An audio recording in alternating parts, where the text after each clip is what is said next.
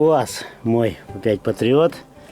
Стукотня пошла в передней подвеске. Вчера все излазил, все протянул.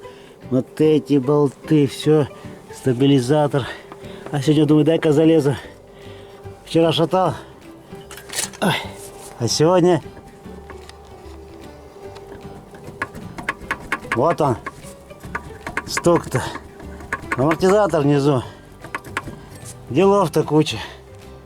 Сейчас сниму. Посмотрю, может, втулки у меня есть какие похожие. Или от газика, или от чего. Посмотрим. Надо открутить сначала.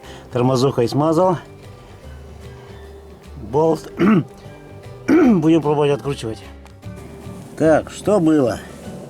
Болт откручивал, лопнул. Он весь износился. И болтался там. Поставил новый болт. Во втулке он не болтаться. Так. Ну и сейчас все четко.